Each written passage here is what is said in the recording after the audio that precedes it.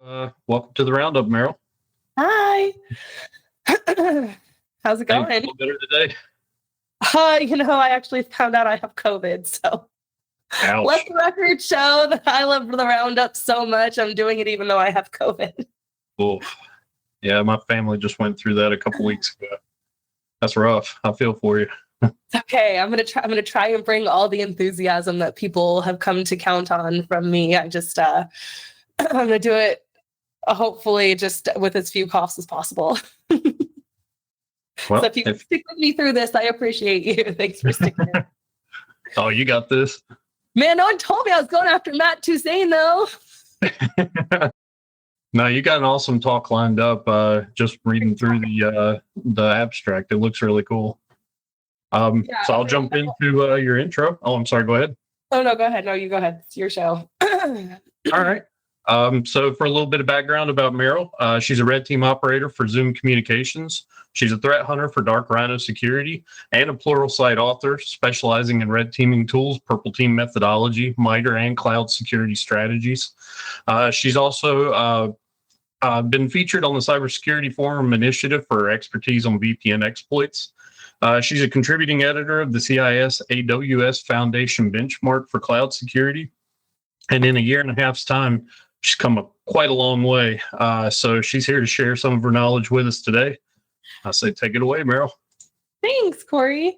Hi, everybody. As Corey mentioned, my name is Maril Vernon, also known as She Who Hacks. And today I was asked to kind of talk a little bit about my transition from internal pen testing to internal red teaming. And I decided to kind of take that and give you my lens from internal pen testing kind of methodology to internal red teaming methodology. A lot of people don't understand red teaming as its own beast, as a separate specialized function from pen testing, because all pen testers are on the red team, but not all red teamers are pen testers. So I thought I would get into a little bit of that today and help explain to hopefully some people outside of offensive security how red team operations work, why they work, the value they can provide, how you as red teamers can show value to other business managers. And with that, we will get right into it. Although I am not used to GoToWebinar. I like Zoom. So if anyone can see anything but my presentation, please let me know. Alrighty, and with that, so this is going to be leveraging cyber threat intel, purple team exercises, and tactic, technique, and procedure tracking in internal red team operations. What do you want from me? There we go. So in this talk, basically, and I have a lot to kind of cover in 45 minutes. I did time it, but I'm also sick, so we're going to see how quickly I can get through this one.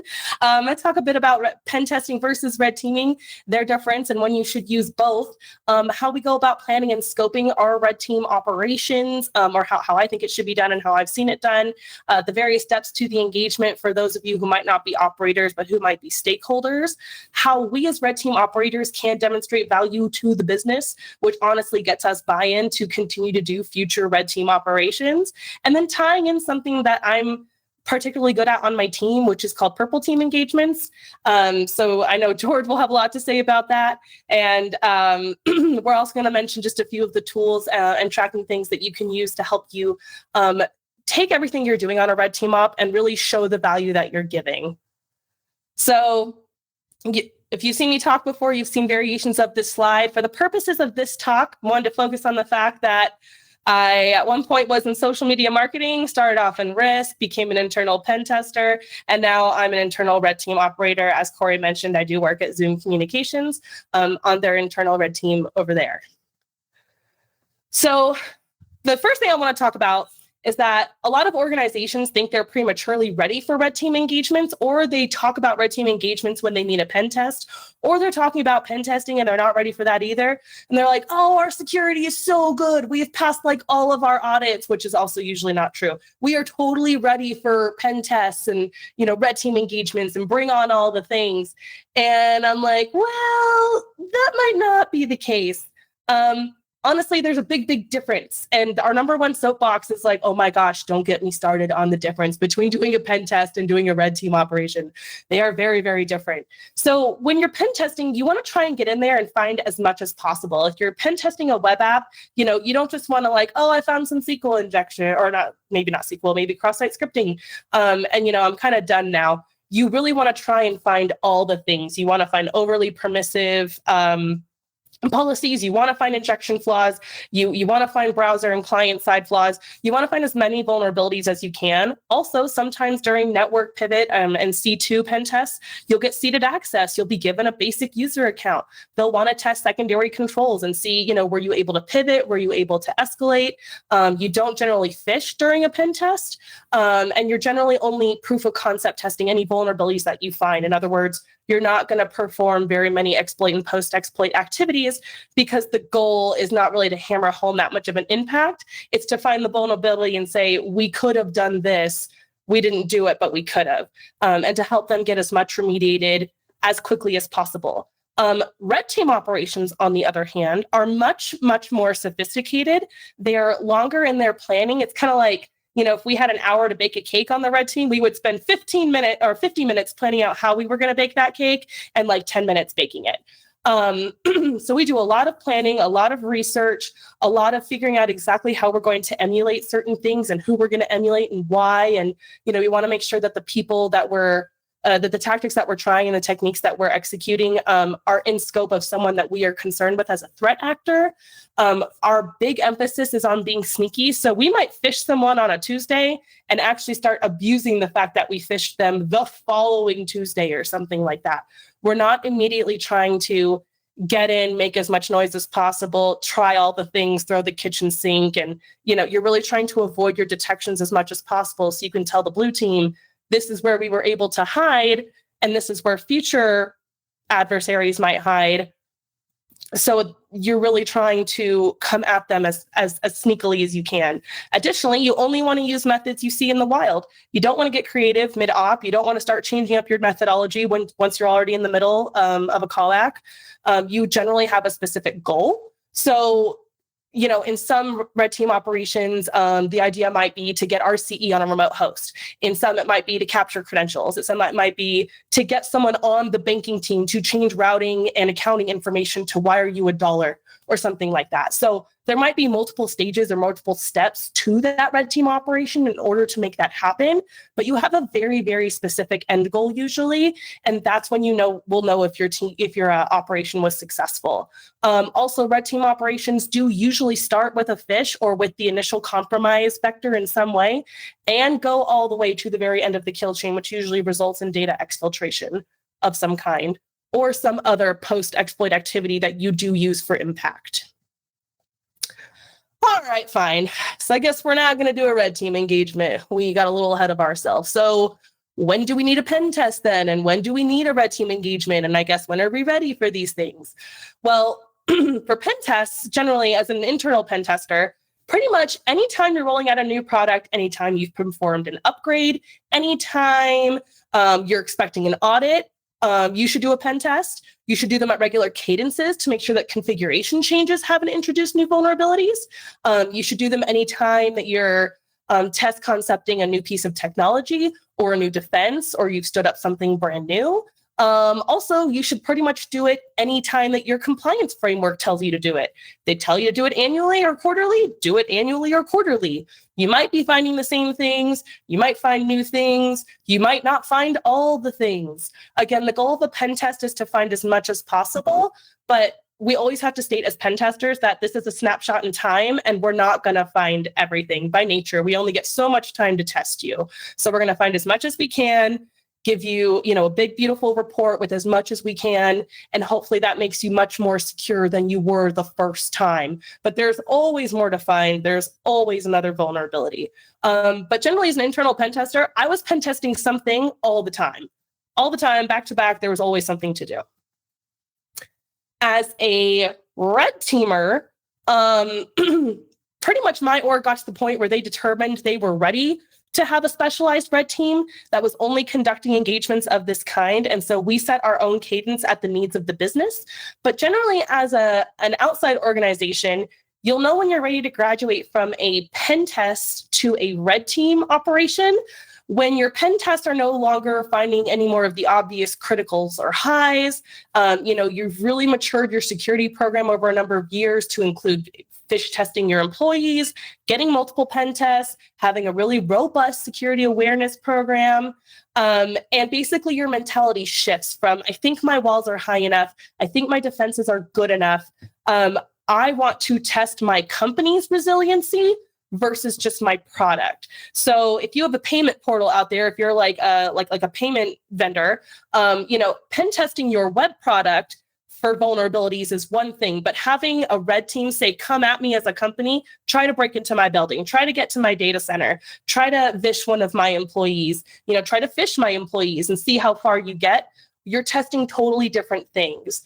As a red team, we mostly go after people and processes rather than we do specific technologies. I mean, that's obviously something we abuse, but it's not usually the approach that we will take.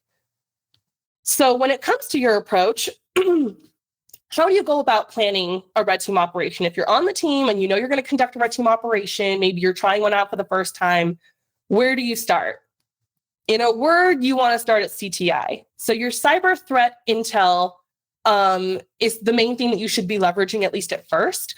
And that can come for a variety of places. Like when SolarWinds happen, if you were crazy concerned with something about SolarWinds or some other method that you've seen in a breach that's happened recently, that's cyber threat intel. You have just been told a piece of technology someone else uses that you use has been breached. You want to know how vulnerable you are. You can use that intelligence to say, okay, I'm going to design an attack around attacking that specific piece of technology or that platform or that thing and see how well we stand up to it. If none of that's happening, you can always identify your threat actors, identify their, well-known tactics and techniques, because if you can't even block against the techniques that they are known to use, no one knows how well you're going to do against the custom stuff they develop that no one has seen yet. So CTI should absolutely be leveraged in planning your very first red team operations. And then because without it, you're basically gambling. You're just guessing and you're saying, sure, we'll just throw a dart, at the MITRE matrix and we'll pick some TTPs and we'll just plan one around that. But you don't really know how resilient it's making you, except for giving you coverage around things that aren't really value added to your organization. So absolutely leverage your CTI. When it comes to who is involved, this is going to be different for every organization. But basically, it's kind of scary for a lot of orgs because you're going to say, hey, we're going to do this undisclosed red team op at an indeterminate time in a mysterious way. And we need to tell you, but we can't tell you at the same time. So this is identifying your stakeholders is very crucial because most SOCs, if you have an internal red team and they see activity from certain red team members or hosts, they'll assume it's red team activity and say, oh, we found you, and then stop investigating. And this is really, really bad for a few reasons, my SOC members. One is that all malicious activity should be treated as malicious activity and fully investigated, or you could miss something. If you don't take it far enough in the practice game, which is what this is basically like a scrimmage for the breach. If you don't take it far enough in the scrimmage and then we're actually being breached one day, you're going to say, well, I don't know. We usually stop when we identify the host or the IP address because we know it's the red team. And it's like, you need to practice your full life cycle of DFIR procedures, whatever those are, because we are here to identify the gaps in those things before it's showtime. The second thing is not to mention, I work on the red team. What if someone knows that and compromises me or impersonates me, or worse, I'm a disgruntled insider and now I'm your insider threat. And I know, oh, I can do anything I want because if the SOC sees me, they're just going to know that it's red team activity and they're going to ignore me. That is bad either way. So even though you'll know it's testing activity or you suspect that it is, you need to take it all the way. You need to take it all the way. I have various use cases where this did not happen and it benefited the red team and we really messed some stuff up. So take it all the way every time. But back to the topic on who do you select to clue in. It's going to depend on the size of your org, but typically I work two directions. I start at the SOC analysts who should ideally be finding you, and I kind of go 2 to 3 levels above them. So they're manager's manager or one more above that. And then I take kind of the CISO and I work my way 1 to 2 levels down, usually to like a director. and see who's in the crossover there. So you want someone high enough who can halt the investigation if it gets to them without like waking people up in the middle of the night and scaring people, but not someone so low that the investigation is going to be dismissed. Because again, they're going to say, oh, it's a red team exercise. This is all fine. So, I would definitely loop in your CISO. That's someone who should know. And then you can pick, depending on the number of SOC and DFIR teams at your disposal, who else you'd like to include. But I recommend that as a good starting point, and you and your managers can agree later on. You can always do an AAR after. Was it good to include these people? Was it not? Do we need them to be totally in the dark next time? Again, you want things to be fully investigated, but you don't want to scare anybody. How are red team exercises conducted? It's not unlike a pen test. Basically, we come up with a plan. We say, this is our objective. In the effort of that objective to get to source code, let's say, and exfiltrate some source code, we're going to do a number of things. We're going to initially compromise somebody, carry out a number of steps, and get to source code. Now, we're not going to tell them what our steps are because our methodology is supposed to be a secret, but they know what our end goal is, and they know that once we're inside the environment during the compromise period, we're not going to deviate based on what's available to us if it's not in the objective. So the number one thing to document in your plan is not so much how you're going to do something, but the what you're going to do and why, and the benefit that it will demonstrate to the org if this objective is successful or not. Then on the red team side, we generally stand up all of our infrastructure. We do this brand new every time. If you're not, that's bad. You want to stand up brand new infrastructure because if you're reusing infrastructure and you were burned before and you don't know it, or they've already identified something about your backend infrastructure, then you've already burned yourself before you've gone in and you've done all this work to bake a cake that's just not going to bake because you screwed yourself. And that happened to us once. So definitely do it new every time. Then you're going to do your payload development. We do payload development across multiple platforms. We have someone who's very good at it.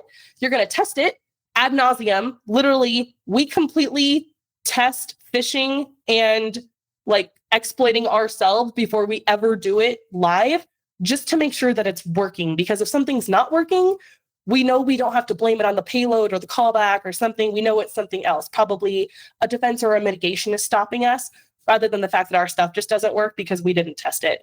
And believe me, red teamers are really, really good at writing dope payloads and like not standing up servers that talk to each other very easily. I don't know what our problem is, but always, always test your infrastructure and your payloads.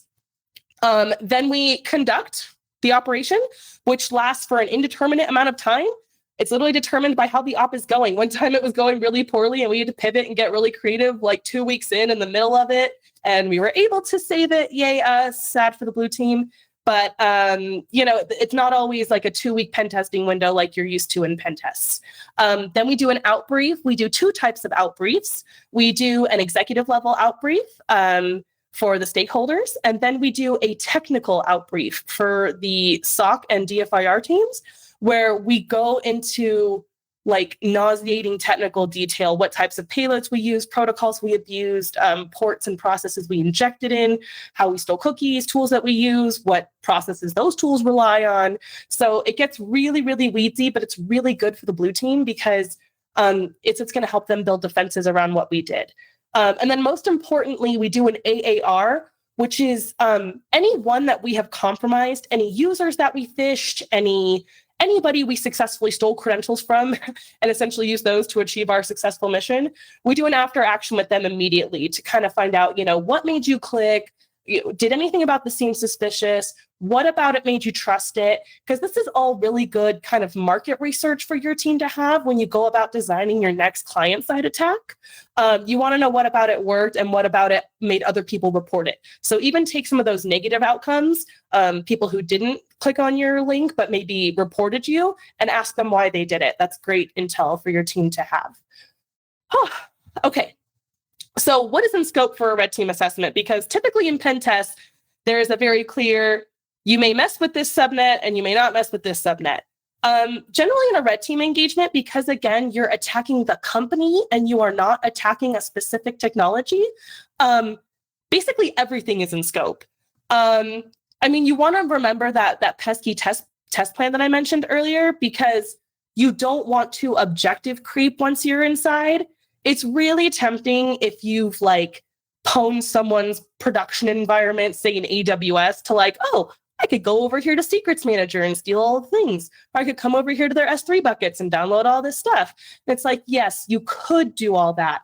But if you did not state it as an objective in your test plan, then you should not do it, because it's not going to provide any value to the org or any learning value to the blue team. You're basically just doing it because you can.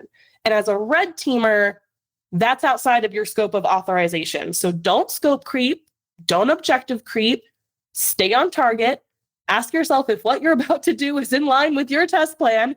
And if it's not, don't do it. But besides that, if it's in scope for China, then it's in scope for you. That's basically the rule that I'm used to adhering to. Okay. All right. So all that sounds really, really cool. We're pwning prod environments and we're phishing people, and we get to get all crafty and creating things and trying to fool people and sneaking around in someone's enterprise network. But how are you actually going to translate that into value? How are you going to demonstrate beyond, hey, thanks for letting me do that super fun hack, and like let your senior managers let you do more operations in the future? How do you take it and translate it into actionable remediations or items that they can track? And the short form is risk. And no, I'm not going to talk about a bunch of risk models right now. I'm not going to do that to you. But I do believe in the concept of risk and classifying IT security findings into trackable items for the business, because ultimately the business is the thing funding the red team operations. And if red team operations can't demonstrate how they benefit the business, then the business isn't going to let them carry on much longer. So I'm only going to give you this primer on risk because many of my team members didn't understand it at first. And I just want to make sure all of you who might do red team operations do. And that is that risk is the measurable amount of basically insecurity that a company must tolerate to be able to operate. So the most secure way to operate a computer is never to put it on a network, because no one else would have access to its contents. And the most secure way to operate a network is to never put it on the internet, because then it's never accessible from the outside. But that's not very realistic to business operations. So it's a risk to do those things, but you have to do them in order to operate.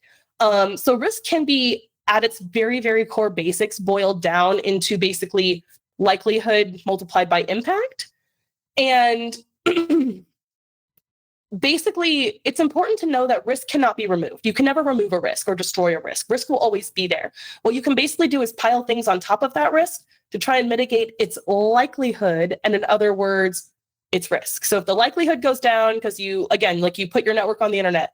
So in order to reduce the likelihood that that's going to be a problem, you put a firewall in front of it. So because the likelihood went down that that's a problem, the risk inherently goes down. So these are basically terms that the business can understand. So when you in security can put things that you do in business terms, it makes it easier to explain it to managers and senior managers and laymen how the exercises we conduct can benefit the organization. Those getting a really, really hard pushback and a hard time getting buy-in from senior level management have not perfected this part yet. And it's honestly one of the easiest parts of what I do, and one of the first places where I provided value when I got to my team. So I use a custom version of the Risk Management Framework's Enterprise Risk Matrix. That's what ERM stands for. And what it does is it categorizes inherent risk from the tool. So inherent risk is that fifth column over that you see. So it takes the likelihood and it takes the impact, which I like this form because it takes objective things like number of occurrences within a year, number of occurrences within the last 3 years, and impact in dollar figures or in assets.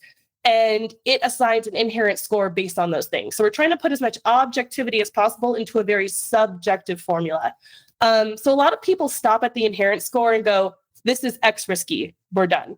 And I don't really like that because that's not necessarily true for your organization. It is basically X risky for everybody to be on the internet, but it might not be that risky for you because you have a firewall and you have a DMZ firewall. So now you have 2 firewalls. So for you, you have enough controls on top of that risk to really reduce it for your organization. Your organization doesn't need to be highly concerned with that risk because it's adequately mitigated. So I take that 6th column, the control effectiveness. 5 is actually bad. 5 means there is no control, or it's not working at all as intended. And 4 is it blocks the thing 90% of the time or more. And then a 1 would be it blocks the bad thing 100% of the time. So basically at a 4 or 5, 90% of the time or more, you're not blocking anything at all.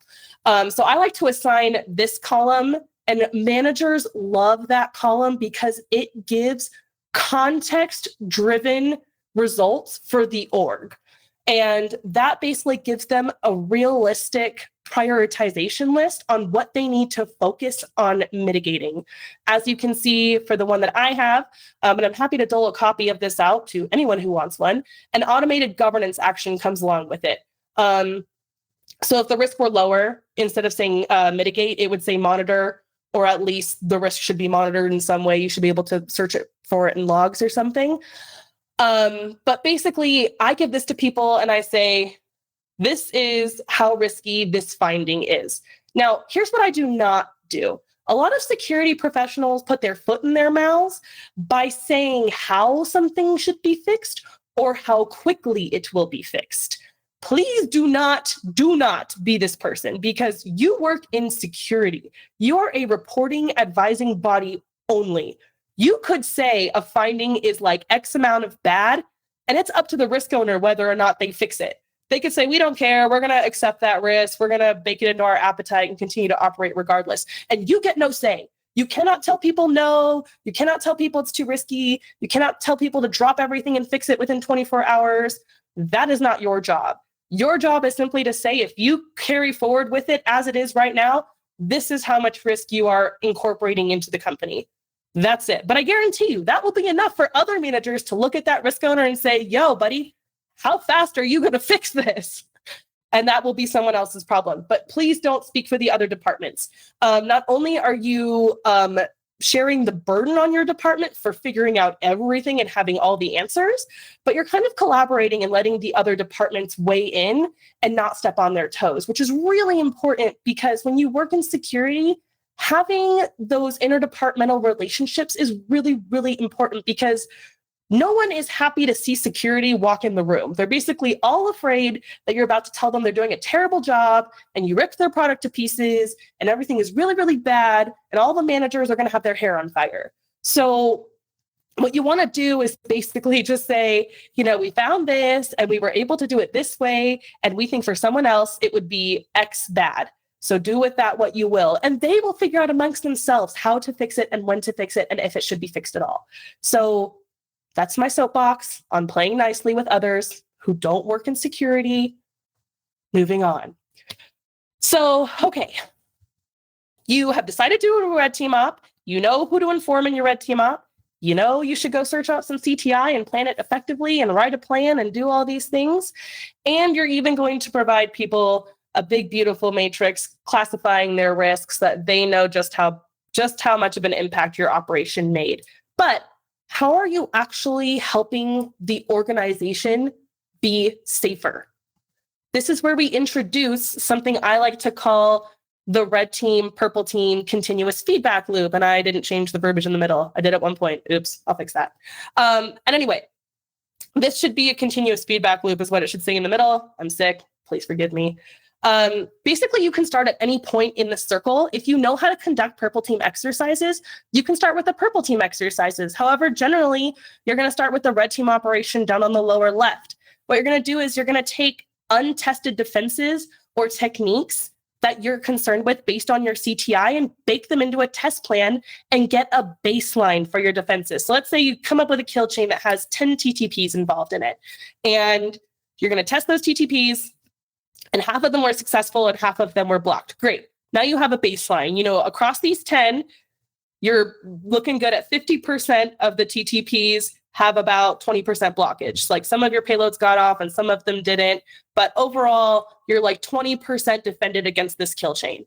You're going to take that into a purple team exercise and repeat the steps from your red team op with the SOC and the DFIR teams and anyone else who's relevant on that call with you, and you're going to say, I'm going to execute the payload. I'm executing the payload. I'm going to do the password spray.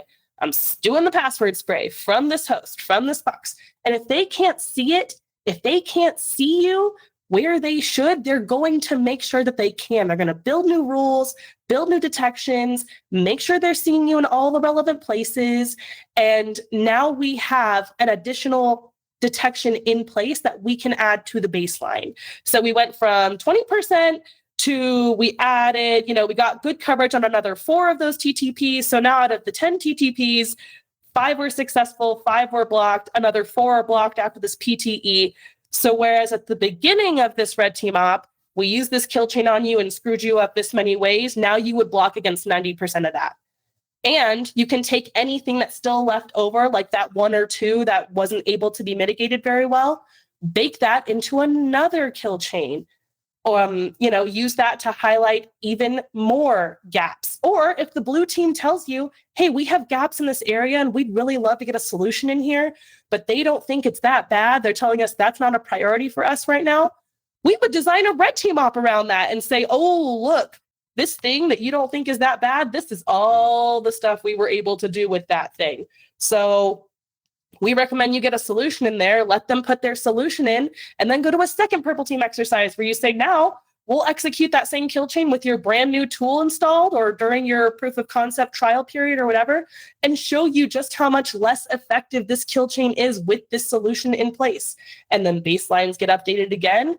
And now, whereas we screwed you up with this original kill chain all those exercises ago, you're blocking against all those things now, literally all, maybe not all of them in realistic, we're speaking in very high terms here, but this is how you take the things that you do in a red team, funnel them into a purple team, funnel them into another red team, funnel them into another purple team. And you keep building these things and adding solutions and identifying relevant gaps where a solution makes sense until you can effectively mitigate enough steps of that kill chain that it should no longer work. Your red team should not be able to do that to you twice. So this is the continuous feedback loop. This is how I think purple teams play a crucial role in not only punctuating the value of a red team operation, but helping the blue team actively, proactively, legitimately, actually physically secure your organization. And when your senior managers see that, oh, outside of this really, really bad thing we were really, really scared of, we got all these brand new defenses and now no one else can do that to us, that's really, really powerful for managers. Some tools you can use to do these types of things are like Detect combined with Attack Navigator, or a brand new tool that I'm using that I'm pretty in love with called Vector.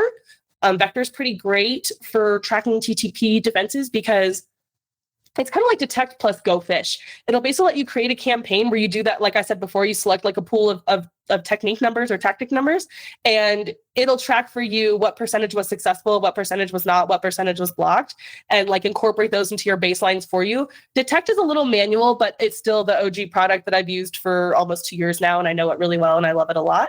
It just doesn't have campaigns you can tie to it, so you don't really get a timeline of when defenses were added.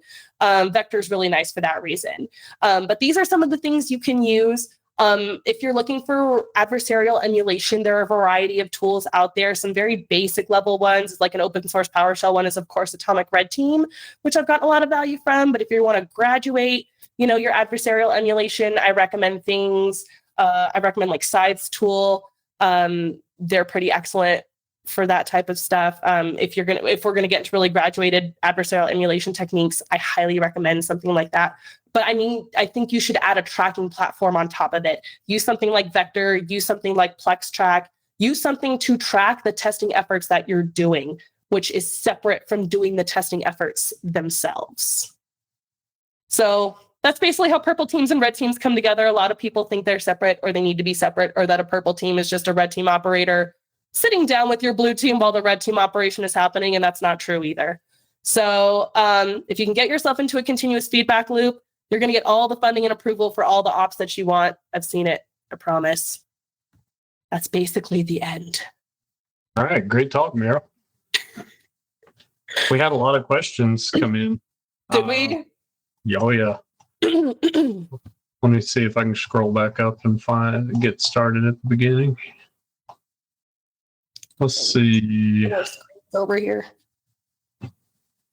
The first one I came across, you say take it to the end of the operation, but what do you do when you're told to just let it run without interference? When you say it, what are you referring to? Take what to the end of the operation? Okay. Another Chino 53 asked, how much luck do you have with your after action reports? I often find I get a negative vibe from that, and sometimes the people are ashamed to talk to you. Yeah, that happens a lot. What we basically do is we assure them that we are on their side. We say, you're not in trouble. First of all, we're really appreciative of you because otherwise our op would have failed. So thank you for that. We try to set a very light mood right away. We emphasize that they're not in trouble, that we had to use some very sophisticated and sneaky techniques to get them to do what we wanted, and that, many of their peers would probably have fallen victim to the same thing. So we try to set them at ease, and then we just try to get right on subject, So walk us through that morning. What was your mentality? Were you super busy? Was it a crazy morning? What was going on? And the more you can get them talking about themselves, the better they'll feel. But really try to relate to them. Really try to don't make it seem like, we're the big bad guys who just got you in a ton of trouble. Again, you need to be personable. You need to have those relationships. And that might be someone you can count on for seated access later if you need it. So generally, I find that if you're just really nice about it, use a ton of compliment sandwiches, they'll open up about it. They'll laugh with you about it. Okay. Hitachi had a question. As an internal team, how do you balance sharing with the blue team to help them improve while not also burning yourself so thoroughly that you have to redo everything for the next engagement? Well, we generally redo everything for the next engagement anyway. We pretty much open up all the books, all the things. We tell them every domain we used, every IP we used. We don't tell them that we use Terraform to stand up our infrastructure and we hosted our proxy in DigitalOcean and forwarded that to an EC2 and AWS. We don't tell them all that. But we tell them, we built the payload to run on this thing and to execute this function over on this protocol. We really open it up because, again, if they can build a detection around it, we want that to happen before a real adversary tries. So we don't tell them much in the beginning. In the beginning, we want to be as secretive as possible. In fact, a lot of our stand-ups go, yeah, lots of wins on the red team this week. Can't talk about it. Good job, guys. Thanks. And that's pretty much it. But after the fact, in the purple team, we pretty much open up the whole book, and it forces us to get creative. If they get better, then we get better. We should not be able to pull off the same set of techniques twice. We're not doing our jobs if that's the case. Okay. We had a question from GoToWebinar. How do you sell to leadership that doesn't want a red or blue team because they don't have the resources to be ready for this? I would basically say that there are a number of ways to get a very, cheap or free sample red team operation off the ground. One of the first purple team exercises I ever did was again with Atomic Red Team by Red Canary, which is open source, and you just spin up a quick monitoring tool like Blue Spawn. I think John Strand has a class where he talks about that one, and you can basically threat hunt yourself. So you can say, I was executing payloads over here and seeing myself do it over here, or not seeing certain things, or this wasn't blocked by our AV, which means, in theory, if a red team was to use this step, this step, this step, and this step, they would be successful at hacking us. And if they go, I don't care, that's not that big of a deal, then I guess they're accepting that risk into their risk appetite. But generally, when you paint an impact like that, you say, I know definitively the tools we have in place did not block this very open source, very accessible tool's ability to do this thing. If a sophisticated actor came at us, we would be extra screwed. That's usually enough to at least let you take a stab at it, get you some kind of enterprise license of some tool, maybe Cobalt Strike, maybe I like a number of other open source C2 frameworks. I'm a big fan of Mythic personally, but you can get with someone who can teach you how to use these things. You can use them and say, okay, look, I took it beyond this could happen. If with your permission, I would like to make this happen. I promise not to DOS anything. Let me show you the impact, because once they see a tangible impact, that's generally enough to get their buy-in. Okay. But risk helps too. They understand risk. They don't understand I want to hack cool things, but they understand you're operating in a risky manner, and I don't think your cybersecurity insurance I don't think your negligence clause would cover you if you know about this risk and you do nothing to mitigate it. That's something very powerful you can bring to them as well. Yeah, I'm sure speaking in terms of like an auditor would use probably their attention. You get breached and they say, did you know about this problem? You can say, yeah, I told them about this problem with this report on this date. They didn't want to spend the money. Cybersecurity or insurance will say that's negligent operating procedures. Congratulations, here's a fine. And if you have any other questions for Maril, definitely get them in the chat. I do have another question here. So what are some of the scenarios that have helped businesses understand the importance of red team ops in your experience? Scenarios where we not only pwn something really, really good, but we help defend against it really, really good. So Atomic Red Team is something that will set up a lot of alarms ideally, but you can execute it on your own. You don't need to suck up anyone else's time or another resource on the blue side to do it. However, if say you got permission to do that, and then you got with a member of the SOC or an analyst on that side or someone who actually builds detections and said, hey, this very simple, SMB module, could you build a detection around this? Can you do it signature? Can you do it behavior? Can you do it anomalous? Like what can you use to build something around this? And they do, and you prove that it works because you execute that one-liner again and it doesn't work, and they can see it in the logs that it was blocked. You can say, hey, I just built us an additional defense around this thing. Someone now cannot hack us with this, and they could do it 2 hours ago. So that is a tangible defense. That is a tangible result. If they're one of those companies who just gets a pen test, doesn't read the results, hands it out like candy, and like I had an organization was like, we have a pen test, and because they want to do business with us, it's one of our vendor requirements that they submit a SOC 2 type 2, and in lieu of that, they thought a pen test would be better. And I was like, you guys completely this is a horrible pen test. What have you done about these things? Like, oh, nothing in that pen test was that big of a deal. I'm like, are you kidding me?